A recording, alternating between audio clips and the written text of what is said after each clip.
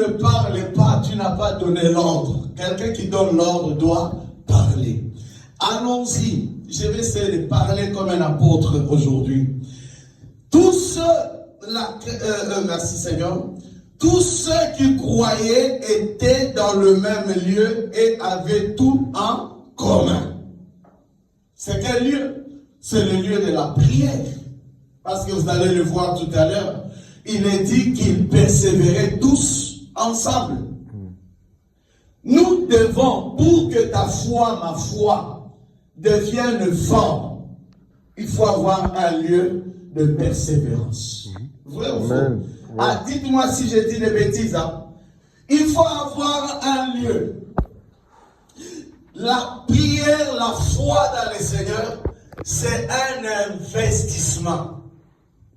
Comment tu investis en quelque chose, tu ne veilles pas par rapport à ça. Vous comprenez un peu? Oui. Ce que je peux déclarer, c'est qu'on est de faux investisseurs. Vrai ou faux? Oui. Quand tu investis dans le Seigneur, mais il faut demeurer dans le Seigneur. Oui.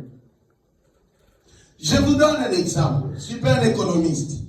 Lorsque vous mettez un capital dans une action, vous devez veiller sur votre capital. Vrai ou faux? Vrai. S'il y a croissance, s'il y a intérêt, comme tout le monde aime l'intérêt, c'est que dans le Seigneur, il y a aussi les intérêts. Ah, quelqu'un croit, je vais aller dire un amen.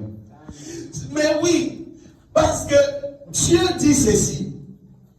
Il dit, vous me servirez et je vous bénirai. C'est un intérêt. Qui a l'habitude de travailler gratuitement ici? Qui va au travail gratuitement ici? Personne, non? Si les hommes peuvent nous payer, maman, mais c'est que Dieu nous payera. Et le salaire de Dieu est plus mieux. Bon, vous ne voulez pas d'abord dire un amen. Je vais encore revenir. Amen. La Bible dit que les choses physiques tirent la perfection dans les choses invisibles. C'est-à-dire que tout ce qui se passe dans le physique a un comportement d'intérêt. C'est que dans le spirituel, ça vient de l'intérêt. C'est le reflet de ce qui est spirituel. Vrai ou faux? Vrai. Si il y a un 13e mois pour tous les salariés, hein, c'est que Dieu aussi a un 13e mois qui peut payer. Ah. Donc tout le monde bien connaît, maîtrise bien le 13e mois, non? Voyez, des choses, tout ce que nous faisons là, quand tu n'as pas un endroit à sécuriser, à investir, à travailler ta foi, bien aimé, tu peux devenir une porte de l'ennemi. Parce que la Bible dit ceci. Il est doux à des frères et à des sœurs de demeurer ensemble. Car c'est là où Dieu envoie la bénédiction. Bon, vous voyez un peu. Donc, il faut avoir un endroit. Même moi, votre pasteur, c'est ce que quand vous me voyez prêcher avec zèle, mais j'ai persévéré. J'ai été au pied aussi des autres aînés. Hein? Vous comprenez? Oui. J'ai persévéré. Je ne suis pas seulement devenu passer comme ça dans l'aventure, comme ça. Tu dois être certifié par ceux-là que Dieu avait précédemment établis. Beaucoup font ces aventures-là. Ah, je suis devenu pasteur, oh, je connais les versets. Connais toute la Bible, mais tu as besoin d'un Élie pour certifier qu'Élisée, il est maintenant mieux pour l'évangile. Amen. Ah, je vous dis la vérité. Tu dois avoir un endroit. Lorsque tu viens dans le Seigneur, tu dois croître. Beaucoup ne croissent pas. Mais parce qu'ils n'ont pas d'endroit, ils n'ont pas des hommes qui peut les encadrer. Soyons encadrables, s'il faut le dire. Soyons aussi enseignables. Nous sommes dans une génération très dangereuse. Ces gens-là, ils ont un zèle pour les choses de Dieu, mais leur zèle est amer. Le diable peut les utiliser facilement. Leur zèle n'est pas fondé. Ils ont une manière d'interpréter la parole en leur manière. La Bible déclare qu'il ne faut pas que la parole, la prophétie, soit l'objet d'une interprétation personnelle. Il faut interpréter la Bible selon l'Esprit de Dieu. Mais or, l'Esprit de Dieu n'est pas donné à tout le monde. Vous comprenez? Oui. C'est ça le problème qui est là. Aujourd'hui, dans les églises, il suffit, même le monde dit, tout ce qui brille n'est pas de l'or. Qui vous a dit que quelqu'un connaît la Bible et il est chrétien?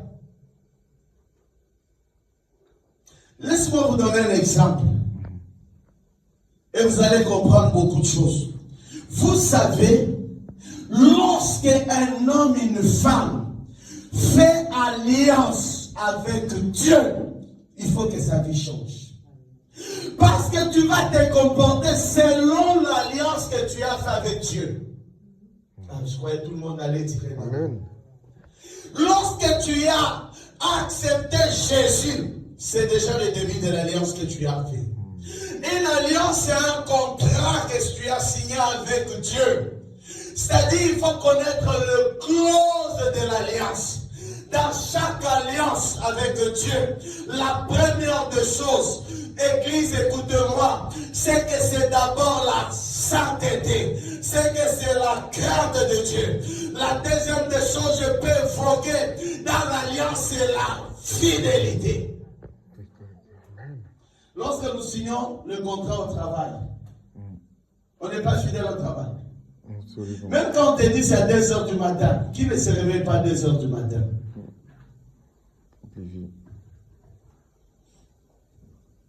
Que chacun aujourd'hui remette aussi en cause sa marche avec Dieu. Il se pourrait que notre alliance est déjà brisée avec Dieu. Il se pourrait que ton alliance a déjà été brisée. Il se pourrait que tu as déjà été licencié dans la présence de Dieu. Que ta présence devienne en moi. Complétez, non? On vient de chanter là, non? Oui. Ah, tu es chanteur, non? Moi, je ne connais pas le... Que la présence de Dieu devienne en moi réellement. Attention. Qu'on se pose cette question cet après-midi. Est-ce que ton alliance avec Dieu, avec mon alliance avec Dieu, est toujours d'actualité? Ou bien j'ai déjà été licencié? Parce que comment aujourd'hui nous voulons évoluer dans le physique et dans le spirituel? C'est un contrat signé. Lorsque les gens se plaignent, pasteur, je n'ai jamais vu un ange de Dieu, je n'ai jamais vu. Mais le problème, c'est que Dieu a l'habitude de visiter ceux qui ont un contrat avec lui. Quand tu n'as pas de contrat avec Dieu, mais tu ne peux pas voir les choses célestes. C'est là où Jésus a dit à la femme cananéenne, on ne peut pas donner les enfants de Dieu, les choses des enfants de Dieu aux enfants de la terre. On ne peut pas t'ouvrir le ciel. Tu ne peux pas voir le ciel. Oh mon Dieu.